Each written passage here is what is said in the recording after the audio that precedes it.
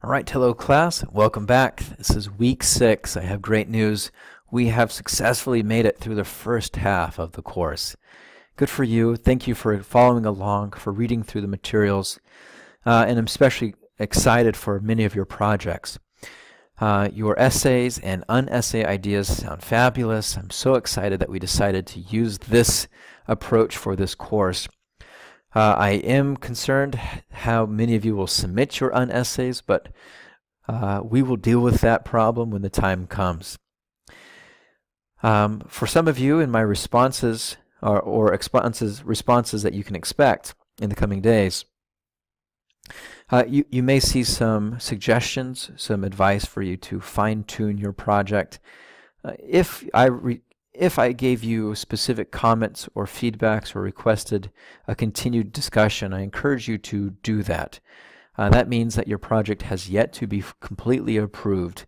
I'm still waiting for you to fine-tune perhaps your primary question or your materials. If that is the case, continue to email with me until I can get that completed. This week we'll be reading 2 chapters of the American Yap, chapters 8 and chapter 9, as well as reading some primary sources. I'm excited that one of the primary sources this week is the writings of a Frenchman named Alexis De Tocqueville. Tocqueville is one of those characters that American politicians love to evoke his name. Tocqueville was a Frenchman, as I mentioned, who came to the United States in the 1830s under the guise of doing research on the American prison system. The French government provided him money, and once he arrived here, his true ambitions became clear. He did not want to study American prisons, but instead wanted to understand Americans. And so Tocqueville will engage in a weeks-long travel around the then civilized portions of the country, traveling from New York City up into the area which is today like Michigan, traveling down the Mississippi River through St. Louis, south into the southern portions of the United States, experiencing firsthand slavery, and then traveling back up through the Carolinas, back into through Washington, D.C., into New York City. Tocqueville's writings, which he will complete in a 2-series book called Democracy in America, is still required reading for many fields. Those of you who are interested in history or better understanding what American life was like in the 1830s, I encourage you to pick up the books at some point in your life. Democracy in America, it's extremely readable, but in many ways he is prophetic. His insights still ring true about what drives Americans today. So I'm excited that you get perhaps your first introduction to his writing as he looks at equality of the sexes in the United States.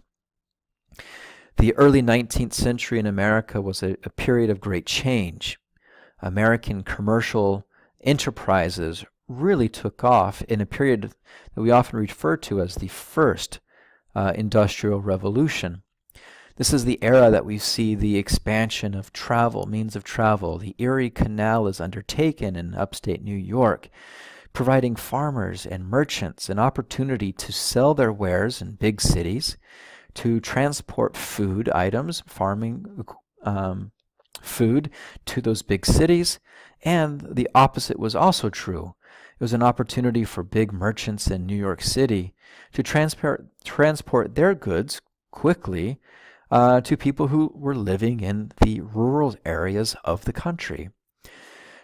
In addition, this period of American history also saw the advent of the railroad. Trains became a staple, and at first, in the early 1810s, 1820s, we will see small spurs, railroads that are not hundreds of thousands of miles long, but are small, and maps show them connecting small cities with their surrounding farming communities. Again, this was a means that farmers far from the cities would be able to bring their produce into the cities prior to it rotting. And this allowed for an expansion of so much commercially residentially for Americans. We refer to this period as the Market Revolution, and we point to it as sparking economic growth and, importantly, personal economic growth. Chapter 9 looks more at democracy in America. And democracy, again, is one of those terms that Americans often use and assume that democracy as we know it today in the 21st century has been a staple and has been steady throughout the American experience. However, as our readings this week will point to, democracy has not always been properly understood. We will read more about the presidential election of Andrew Jackson, a populist candidate, a famous general, a loud and pompous character. In fact, many presidential historians during the 2016 presidential election would say that Andrew Jackson was the closest president that we had to a candidate, Donald Trump. And so this moment in time, the 1830s, was a period defined by xenophobia, concerns about immigration, differences in how to deal with perceptions of a growing Native American threat.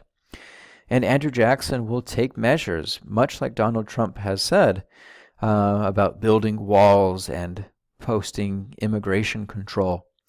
And Andrew Jackson also had very draconian measures to control the boundaries of who was and who was not an American.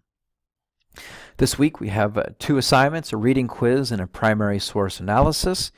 In addition, to those of you who receive comments on your proposals with the assignment to respond and get the finalized approval for your project.